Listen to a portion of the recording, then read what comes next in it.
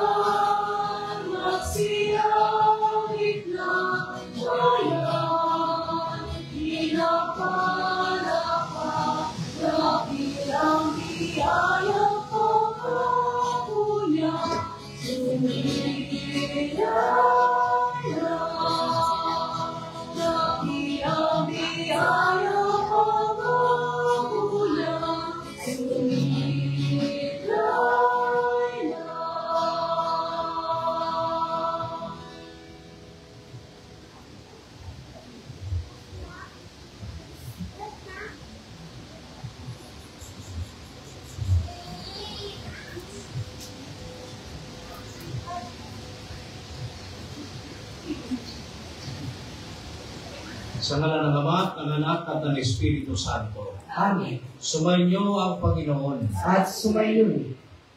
Happy Fiesta po. Kawan ni San Benito. Oh.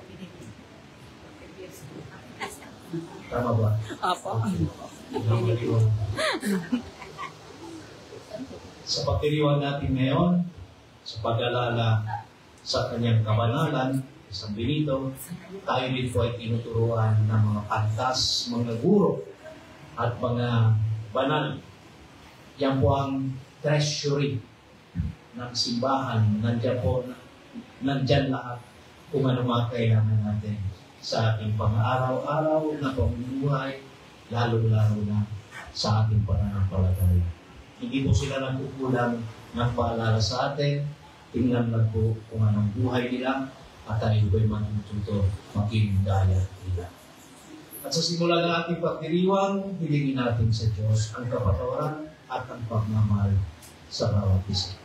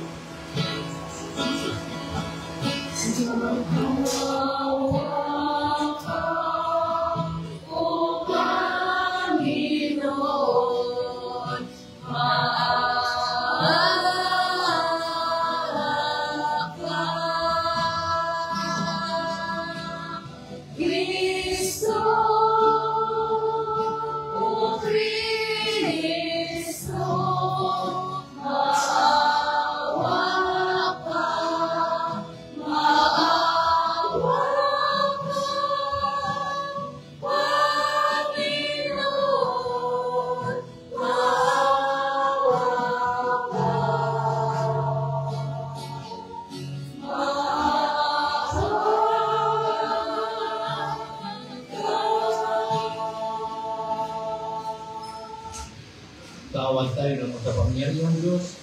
Patawarin tayo sa ating mga kasalanan at patubayan tayo sa buhay na walang hanggan. Amen.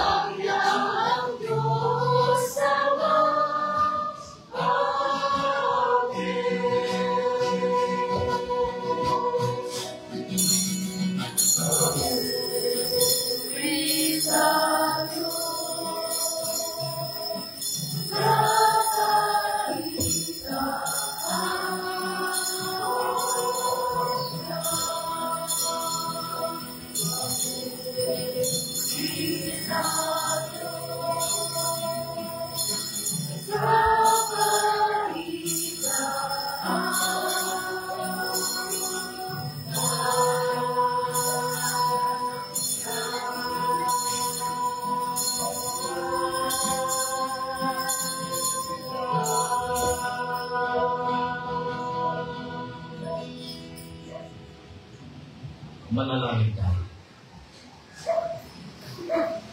Ama namin magkapangyarihan, itinampok mo ang abad na sa San Benito bilang dakilang tagapagturo sa mga nagpapagdalubhasa sa paglilingkod sa iyo. Tanging pag-ibig sa iyo ang aming nawang mapakalagahan para talungtunin namin maliksi at bigay na bigay ang landas ng pagsunod sa iyong kautusan. Sa pamamagitan ng Kristo, kasama ng Espiritu Santo, magpasawalang hanggan. Amen. Magsisipong lahat at makinig sa pagpapahayag ng salita ng Diyos.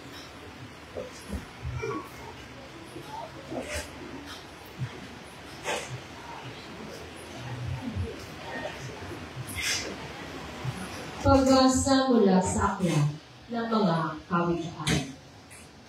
Aking anak, ang mga salita ko ay dinggin mo, at ang aking mga utos, ingatan nga at sundin mo.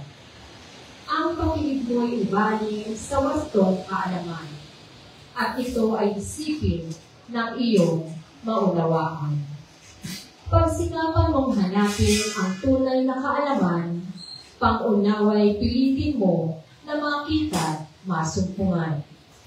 Kung ito ay parang pilak na iyong hahanapin at tulad ng ginto na iyong dudulangin, sa Panginoon ay magkakaroon ka ng banal na takot at matatamo ang unawa tungkol sa ating Diyos.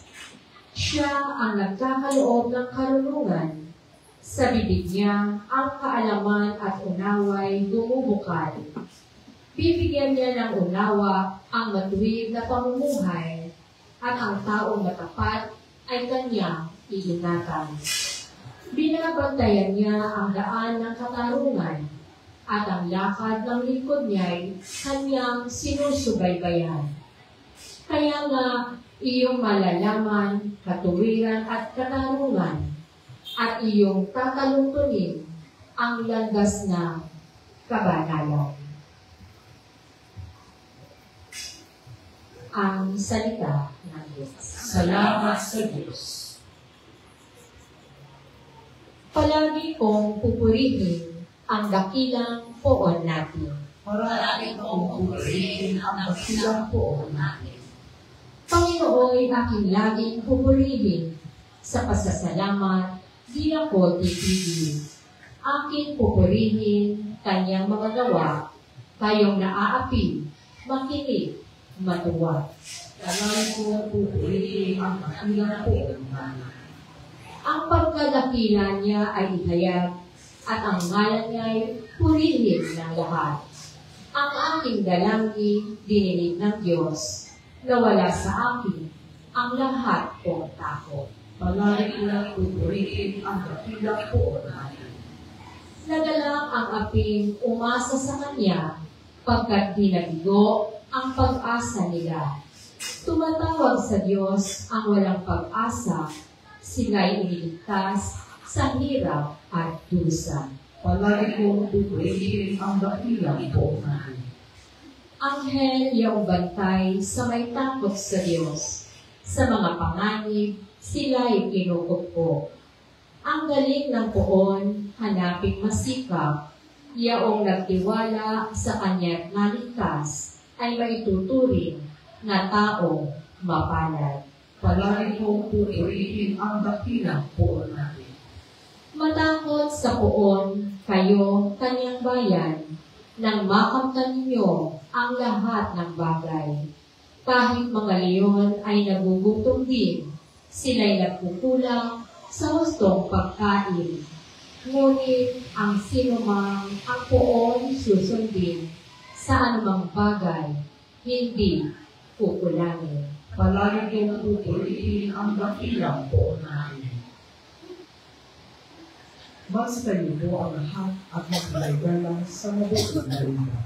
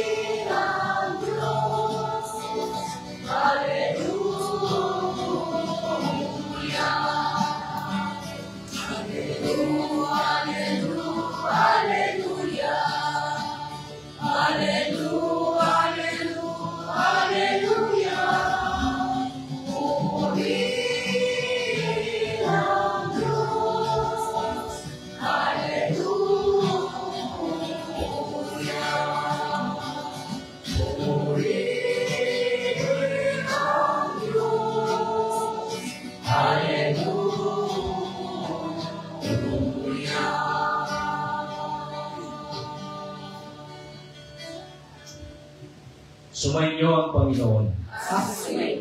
Ang mabuting balita ng Panginoon ayon kay San Mateo. Papuri sa iyo, Panginoon.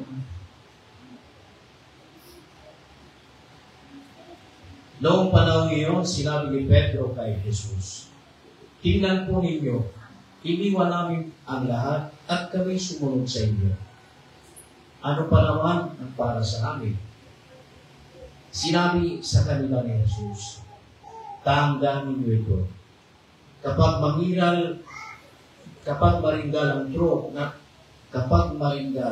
trono sa bagong daigdig, kayo'y sumunod sa akin, ay luluklok din sa 12,000 ni Israel. At ang sino mang magtiis na iwan ng tahanan, mga kapatid na lalaki at babae, ama, ina, mga anak, o mga lupain, alang-alang sa akin ay tatanggap ng magkasandang ibal at pagkakaluban ng buhay na walang hanggan." Ang mabuting balita ng Panginoon. Pinupuri ka namin, Panginoon Jesucristo. Magsipo na po. Ang liturhiya po natin ngayon ay liturhiya ng fiesta. No? Kaya na kanina nakadalawang isa lang po ako, pero yung mga binasa ay hindi po yung gospel ni San Benito. Dahil nga po sa San Benito ay tinaguri ang patron saint ng buong Europe, hindi lang po ng Italia, buong Europe. Siya po yung father of monasticism sa Occidental Church at sa atin din po. Siya po ay tinaguri ang patron saint kasama ng dalawa pang magkapatid na obispo.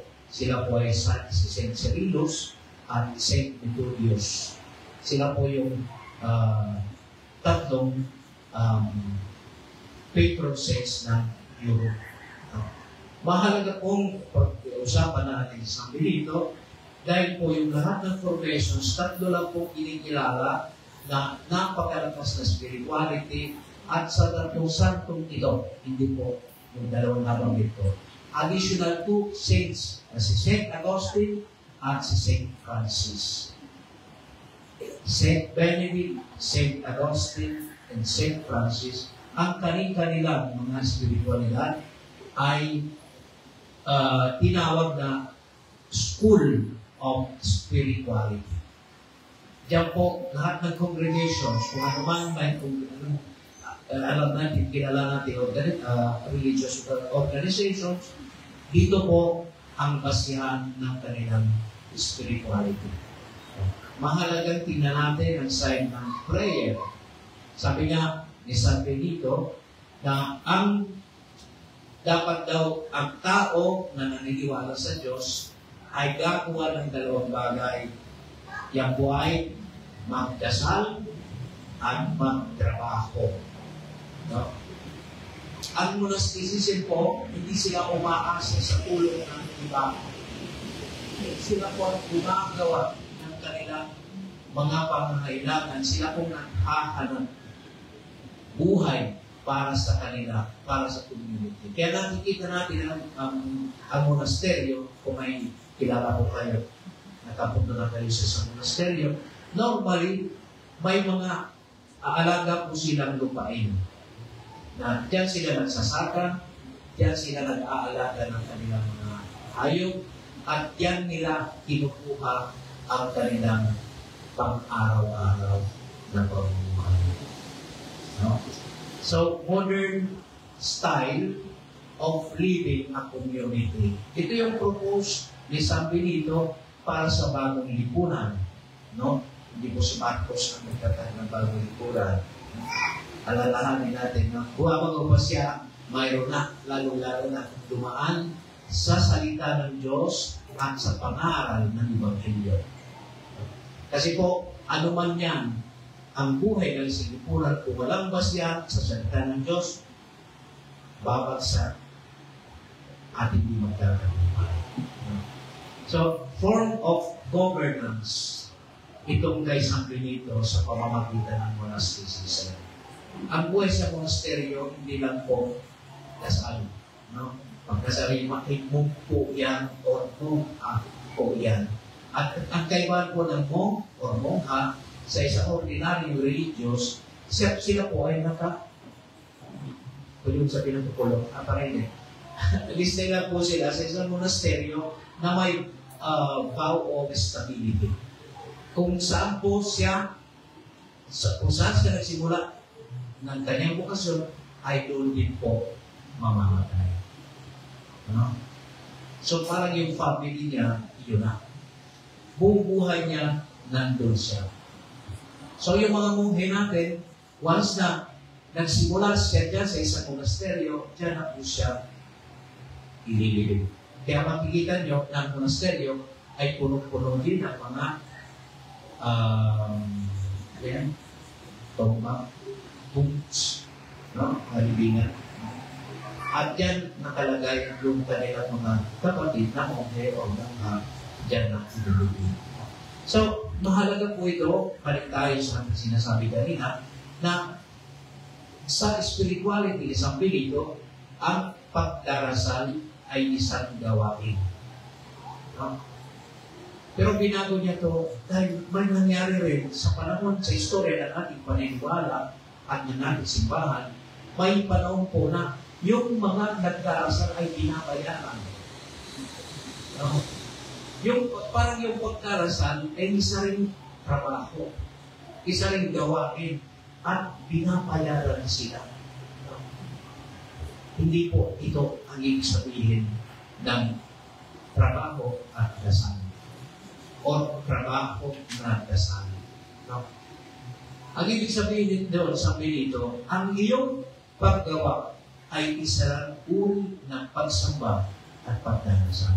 At ang iyong pagdarasal ay isang uri ng pagdagawa. Naintindihan po natin? No? At pwede rin i-apply din po ito sa bawat buhay ng bawat isa sa atin. Kung ikaw po ay marunong magdasal, yan na po ay gawain mo. Na ang iyong ginagawa may kahulugan, pagsamba, pagmamahal, at honesty. Yan po ay isang mas magandang halimbawa ng isang tunay na bahagi ng silipunan. Mga kapatid, kung ganito po ang ating mga namumuno na ang kanilang ginagawa ay talagang punong-puno ng pagmamahal at pagdarasal, siguro wala pong korupsyon, di ba? Agree kayo? Yes, Father. So, dapat natin ibalik po ang spiritualidad na ito. Ng ating ginagawa ay pagsilbi, hindi lang sa kapwa, kundi pagpapatunay na tayo rin ay kumikilala at nagsisigla sa ating Panginoon. Ano po ang dasal? Normally, ang dasal natin, inisip natin na, okay, pupunta ako sa simbahan, kahit hindi na ako makikiyak, kasi alam ko na yung Our Father, alam ko na yung Hail Mary, at iba pang dalangin, yung binabasa, at sinasaulo. Ha?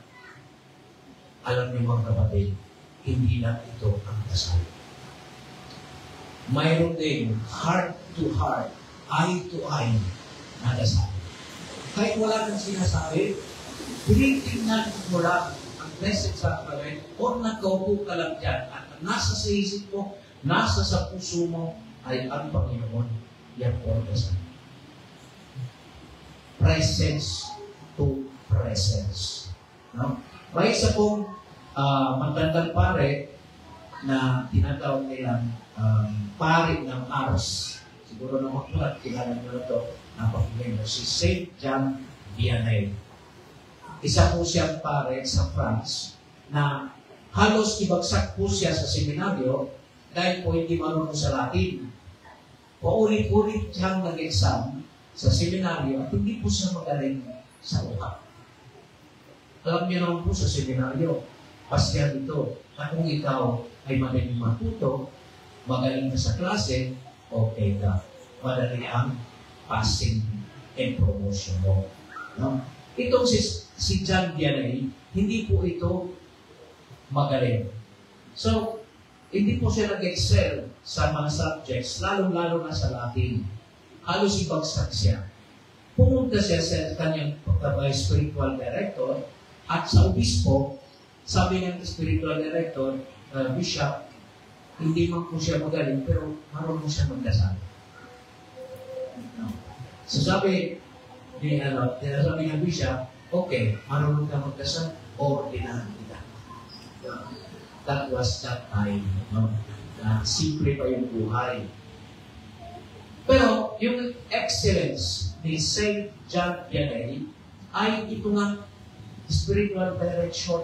Kasi alam niya kung anong kababaan ng tao, kung anong mga kahinaan, kung anong uri mayroon dito sa mundo na hindi lang magagaling, kundi mayroon din mga hirap at mahina, tinulungan niya ito na mag-discern spiritual. Kaya pumunta sa kanila, inilagay siya, dahil nga pahinang pare, inilagay siya sa isang lugar na nasa bundok, napakahirap na lugar, at yung lugar na yun, tinatawag ng Ars, ay naging center of pilgrimage and spirituality. Na puno-puno ng tao.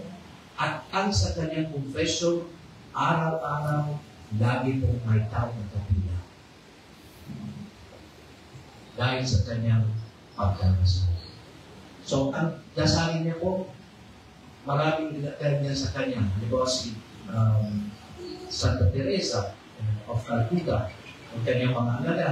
Itong si St. Benedict din, monasteryo yung mayroon silang bumigising silang maaga, then nag-laudes, then morning prayer. So, yung lahat ng dinarasal ng isang monako, ng monghe, ay ginagawa nila at sinasabayan nila ng kanilang trabaho sa tahimik ng paraan.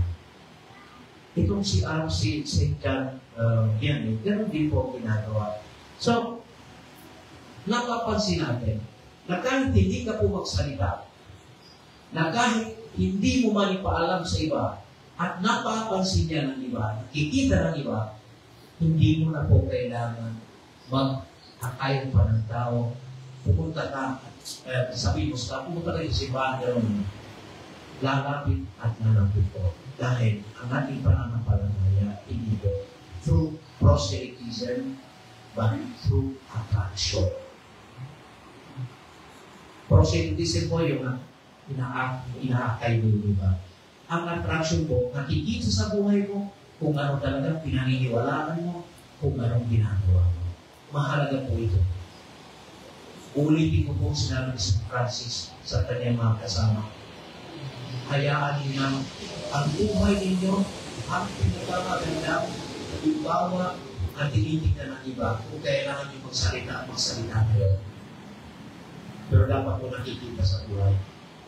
Sa buhay ng isang pinito nakita po ito ng lahat. That time, punong-puno ang monasteryo, kahit ngayon wala na, tapos tinanap po. Pero that time, nakuhay sa San Benito. At ang kanyang mga kasama, lalo na yung mga na-absorb sa kanyang buhay, nakita sa kanyang mga alagad ang pamumuhay na pagsunod sa Diyos at papapahalaga sa buhay. Pwede rin po ito sa mga Kristiyan. pwede rin po ito sa atin. Halos mapaspas na ang dila, sinasabi sa atin, "Oy, mga kabataan, kayo, mga hindi ko, kayo mga, nandito, mag-serve po kayo, magsimba po kayo." Mga kapatid, kahit ilang papel, announcements, o pangasa dyan, kung hindi naman attractive ang buhay natin, kung hindi naman tayo attractive sa iba, tayo lang po ang nandito. No? So, para rin sa akin, process na dito para sa ating lahat. Na dapat ang ating simbahan ay may sapat na tamis para maakit ang ating mga kapatid na lumapit. Ito po, sa tulong ni San Benito, nawa ito ang maging halimbawa na mga natin ibigay sa ating mga kapatid.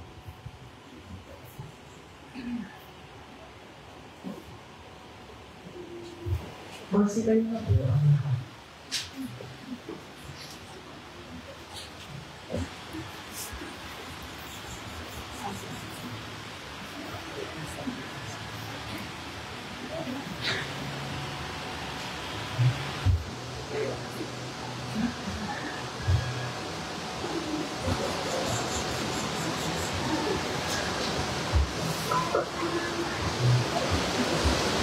Mga kapatid, may tiwala sa paggabay at proteksyon ng Diyos, lumapit tayo sa Kanya na siya laging handa sa pagkalingan hindi magmamaliw. Ang ating tugon, Panginoon, dinggin mo ang aming panalangin. Panginoon, dinggin mo ang aming panalangin. Ang mga pinuno ng simbahan, naway maging matatag at walang takot na ipahayag ang mensahe ng Diyos sa gitna ng mga pagbatikos. Manalangin tayo sa Panginoon. Panginoon, dinggin mo ang aming panalangin. Ang mga bansa alang sa katauhan, naway makalaya sa makasalanang sistema ng operasyon at terorismo. Manalangin tayo sa Panginoon. Panginoon, dinggin mo ang aming panalangin. Yang mga nakararanas ng pagsubok sa kanilang buhay may asawa, naway makatanggap ng biyaya na magsumika na mapanatili ang kanilang mga pangako. Manalangin tayo sa Panginoon. Panginoon, dinggin mo ang aming panalangin. Yaw mga pinahihirapan ng takot at bigalit naway makatagpo ng kaligtasan sa ating komunidad. Manalangin tayo sa Panginoon. Panginoon, dinggin mo ang aming panalangin. Yaw mga namayapa naway umani ng pabuya sa kanilang mabuting mga gawain sa walang hanggang kaharian ng Diyos. Manalangin tayo sa Panginoon. Panginoon, dinggin mo ang aming panalangin. Panalangin po tayo natin tayong lahat na kumikilala sa Panginoon na Diyos ng ating buhay. Nawa po maging halimbawa din ang ating buhay para sa ibang mga kapatid. Manalangin tayo. Ang aming panalangin. At sa mga taong malalayo sa paniniwala at malalayo sa simbahan, naway buksan ng Diyos ang kanilang mga puso upang sila'y maakit ng ating mga halimbawa ng mga banal na naniniwala sa pagpapala at pagliligtas ng Diyos. Manalangin tayo. Panginoon, dinggin mo ang aming panalangin. Ama, ikaw ang pinagmumula ng buhay, lupigin mo ang kadiliman at kasamaan sa aming mga puso at punuin mo kami ng liwanag ng iyong pagpapala. Hinihiling namin ito sa pamamagitan ni Kristo ang aming Panginoon. Amen. Magsiupo na po ako.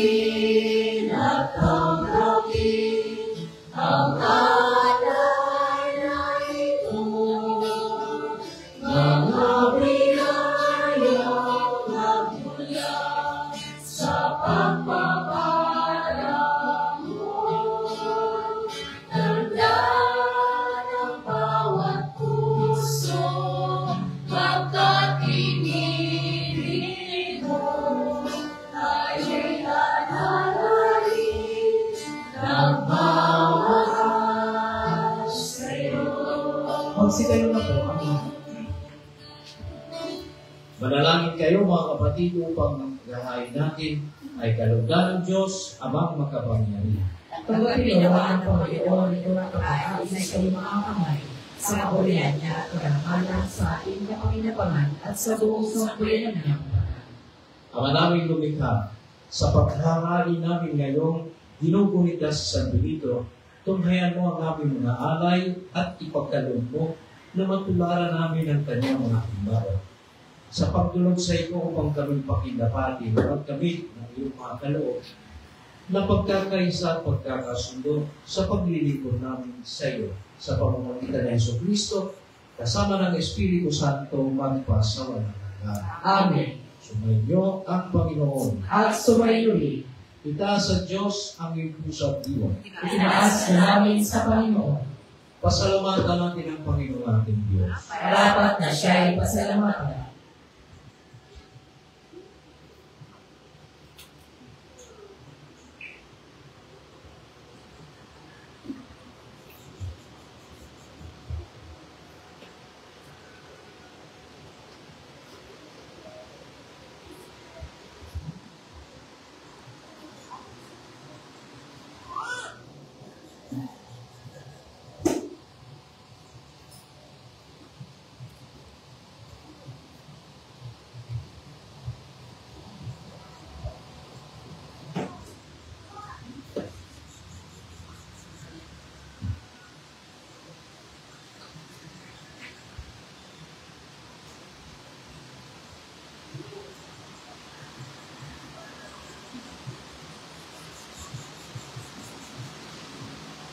Ama namin magkapangyarihan, tunay ang marapat sa ikaw ay aming pasalamatan.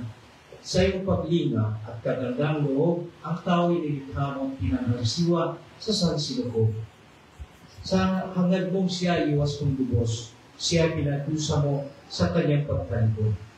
Sa iyong paghiling, iyong ipinahintulot na makabalik siya sa pamamagitan ni Kristo Jesus. Kaya kaysa na mga anghel na nagsisiyawit ang papuri sa iyo, nang walang umpay sa kalangitan, kami nagbubunyi sa iyong kadakilaan.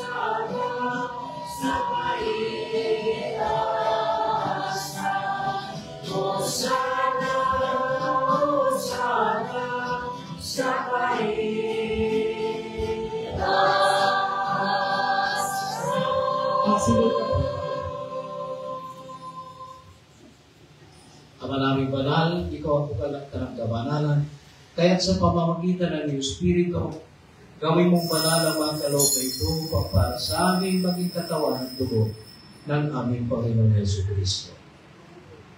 Bago niya pinagtisan ko sa loob na maging handog, hinawakan niya ang tinapay, pinasalamatan ka niya, pinaghati-hati niya yung iniabot sa kanyang mga alagad at sinabi, tanggapin ninyo lahat ito at kanin. Ito ang aking katawan na ihahandog para sa inyo.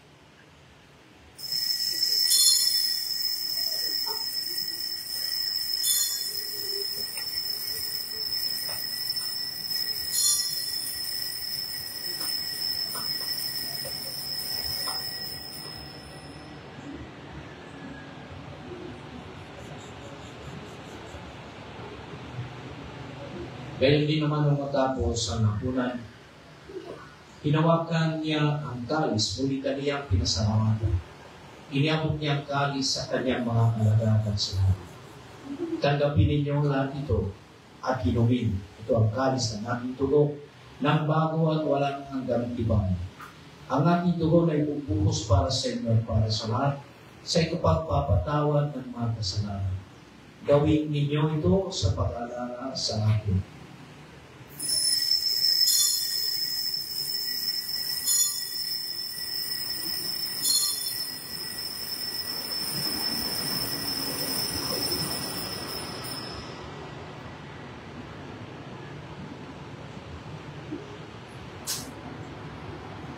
Ipagbunyi natin ang misteryo ng pananampalataya.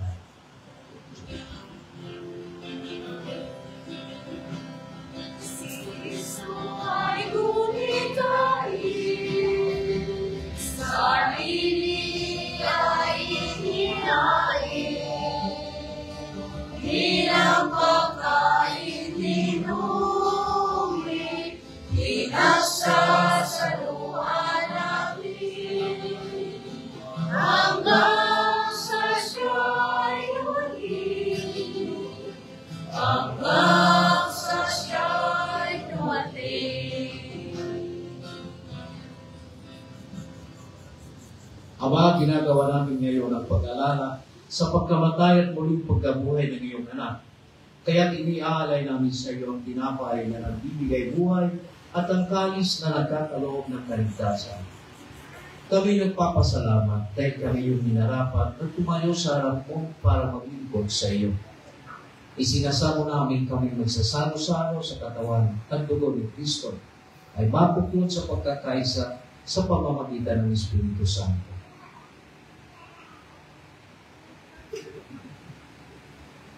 Ama, linapin mo ang sipang laganap sa buong daigdig. Puspusin mo kami sa pag-ibig. Kaysa nitayo na aming Papa, ni Mario Hubert na aming Obispo at ng Tanang Karinang. Alalahanin mo rin ang mga kapatid namin nahimlay nang may pag-asal sila yung muling mabubuhay. Gayon din ang lahat ng mga pumanyo. Kaawaan mo sila patuloy sa iyong kaliwanagan. Kaawaan mo at pamindapatan kami lahat na makasalo sa iyong buhay na walang wakas kaysa ng mahal na Virgen Maria, may Nanay Diyos, ni San Jose na kanyang esposo, ng mga apostol, ni San Benito, at lahat ng mga banal na namuhay dito sa daigdig ng kalugod-lugod sa iyo. May pagdiwang naman namin ang pagpupuri sa ikararangan mo sa pamamagitan ng iyong anak na aming Panginoong Yesu Kristo. Sa pamamagitan ni Kristo, kasama niya at sa Kanya, ang lahat ng parangal at papuri ay sa iyo, Diyos, ang makapangyarihan, kasama ng Espiritu Santo, magpaisawa ng hanggan.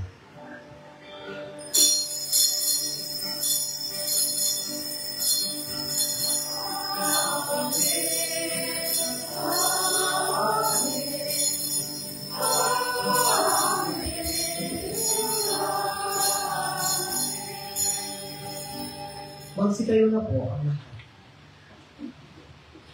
Sa tagubilin ng mga nagkagagaling ito, sa turo na Jesus na Panginoon natin at Diyos, ipahayag natin ang ilakas mo.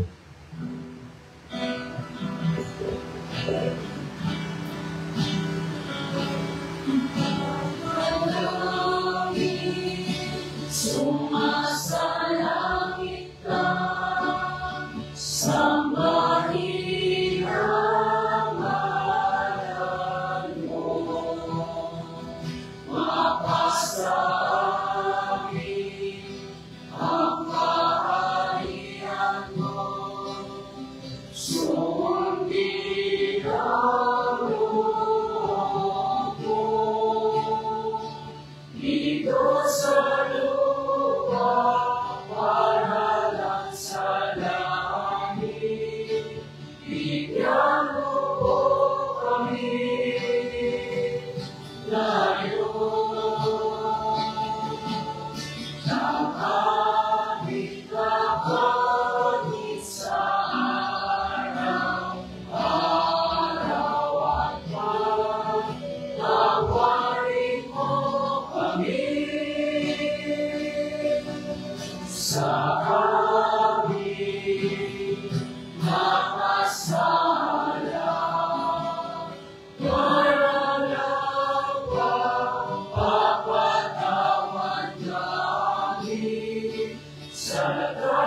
sa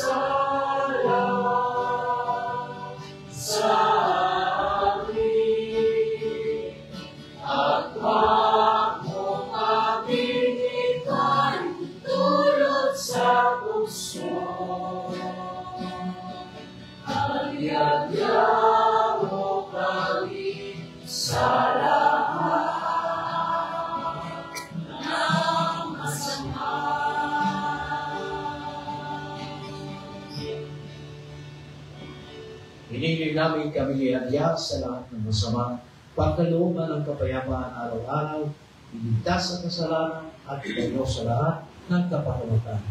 Samantalang aming pinananatikan ang dakilang araw ng pagpapahayag ng tagapagligtas namin si Yesu Cristo. Sapagkat sa'yo ang kaharian, kapangyarihan at kapurihan, ngayon at magpakailanman. Ngayon at magpakailanman.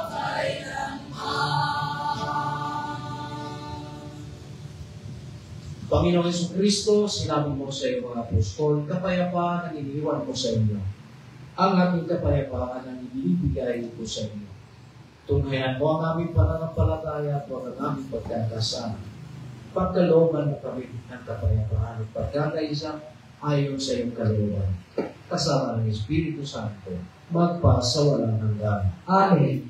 Ang kapayapaan ng Panginoon ay laging sumainyo. At sumainyo. Magbigayan tayo ng kapayapaan sa isa't isa.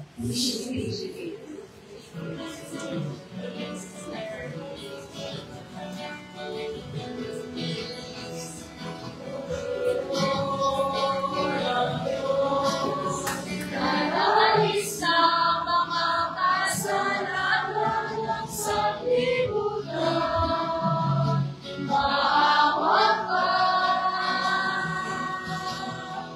Cordero ng Diyos. Naralis na mga kasalanan ng sanlibutan, maawa ka, Cordero ng Diyos, na nag-alis ng mga kasalanan, ipagkaloob mo sa amin ang kapayapaan.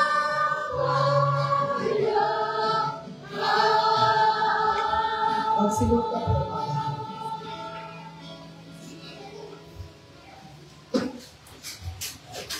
Narito si Jesucristo, ang Kordero ng Diyos, siyang nag-aalis ng mga kasalanan ng sanlibutan, mapapalad tayong inanyayahan sa kanyang piling. Panginoon, hindi ako nakapagtatapang ng pag-uwi sa iyo. Muli sa isang salita mo lamang ay gagaling na ako.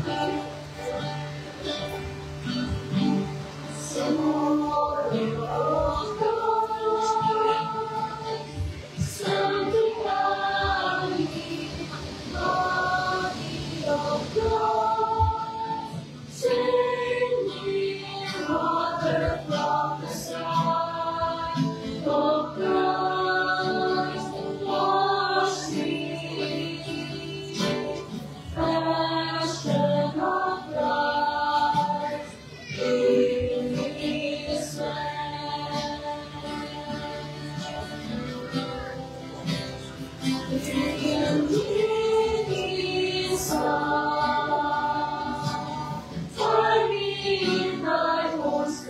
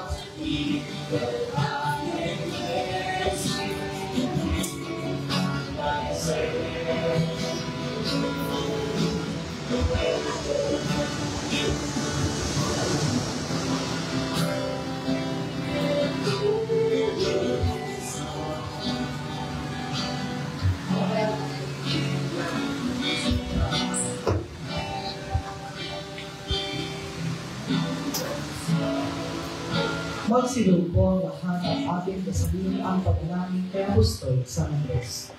O malulhating Apostol San Andres, ikaw ang unang nakakilala at sumunod kay Kristo ang Kordero ng Diyos, kasama si San Juan, matapat mong sinamahan si Jesus sa kanyang misyong dito sa mundo. Ikaw rin ang naghihayag sa iyong kapatid na si San Pedro upang maging tagasunod ni Jesus. Sa iyong pamamagitan, buong puso ginawa namin masundan si Jesus at ang kanyang mga dugo. Turuan mo kaming mag-akay ng aming kapwa tungo kay Kristo na amin siyang sama-samang ibigin at paglingkuran. Tulungan mo kaming matutuhan ang kahulugan ng pagpapakasakit ni Kristo sa krus nang malugod ginawa namin pasanin ang aming mga krus sa araw-araw ng walang pag-alinlangan. Banggitin ang mga hilingan.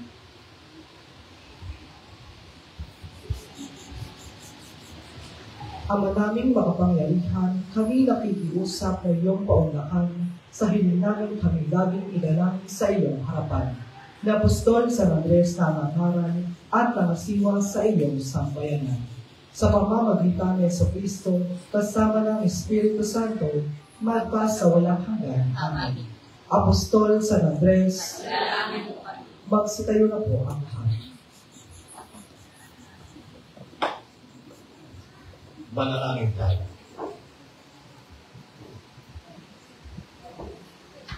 Ama namin mapagmahal, ngayong aming napagsaluhan ang haing nagbibigay buhay, aming hinihiling na maganap namin ang itinuturo ni San Benito para sa matapat na paglilingkod sa iyong gawain at sa pagmamahalan sa isa't isa bilang magkakapatid sa pamamagitan ng Jesucristo kasama ng Espiritu Santo magpas sa walang hanggan. Amen. Sumainyo ang Panginoon. At sumainyo rin. Sa pamamagitan ni San Benito, ang Papa naway sumainyo at bigyan kayo ng kaligtasan mawala sa inyo ang anumang buwan o kasamaan, dala ng mga magiging ang buhay at masando almalagin mo sila naglilingkod ang para sa kabutihan upang sila ay makasiwa at maging malibaw sa ating mga kapatid. At pagdalain kayo ng kapangyarihan ng Diyos na Ama at Espiritu Santo. Amen. Tapos ng misa, kumain kayo tatay ang kapayakan. Salamat sa Diyos.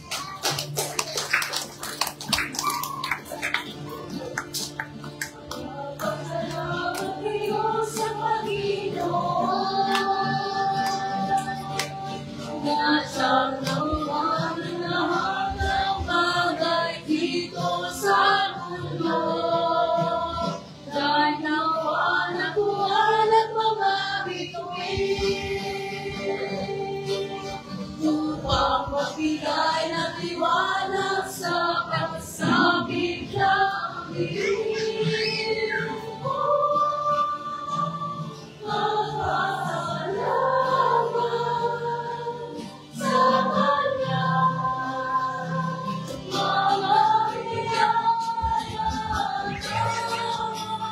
Magpasalamat kayo sa Panginoon.